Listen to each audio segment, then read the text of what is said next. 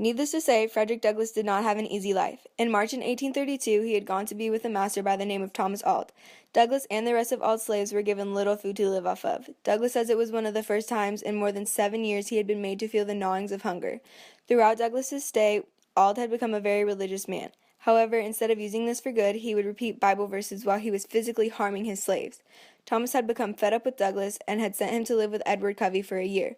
Covey was known for shaping slaves to become the slaves their masters wanted them to be. Throughout Douglass's stay with Covey and Auld, he had come to realize the differences in the classes.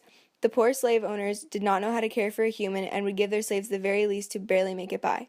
Although the wealthy slave owners did not treat them much better, they understood what they needed to do in order for their slaves to be okay and be able to continue working for them. Douglass saw that there needed to be a change, so he decided he was going to be the one to change it. Soapstone analysis. Subject: the progressive relationship between Douglass and Douglass's new master. For the chapter, the narrator achieves what he wants to discuss. Occasion: the context of the narrator, including informative information within a narrative of Douglass's autobiography. Audience: the audience that Frederick Douglass is writing to is anyone and everyone. He wants the slaveholders to know that they are wrong by keeping the slaves. He is speaking to the slaves to tell them that there is hope because he is proof of that. By escaping and becoming everything that slaves weren't supposed to do, he had a lot to prove to critics and people who doubted him. Purpose: Frederick Douglass is ultimately attempting to inform us about the evils of slavery and the struggles that they and he had. Motivating the still enslaved men, women, and children was another purpose he had to write his book. Speaker: the speaker is Frederick Douglass. We know that he was an African-American social reformer, abolitionist, orator, writer, and statesman. He was born a slave but escaped at the age of 20. Tone: the tone in Chapter 9 of his book is informative and straightforward. He explains his time with a couple of his slaveholders, to which he gave no room for sugarcoating. A short excerpt from this criticism that conveys its main idea is the narrative's first-person point of view plays a key role in the story.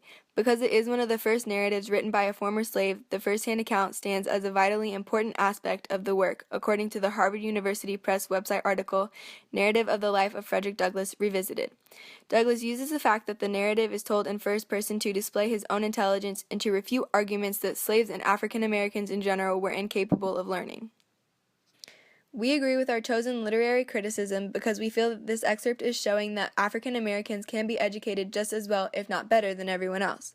One of the first critical essays we found suggested that Frederick Douglass was talking far too much about himself and it did not tie into the book.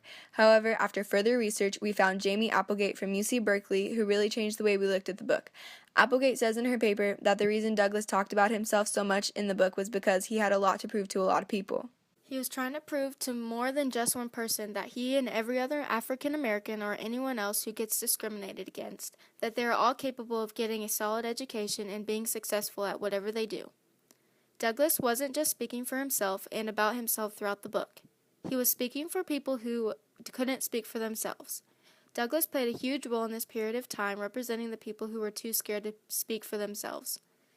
Douglass was a figure that everyone needed, either to help their situation or make people realize what they were doing and how they were doing people wrong.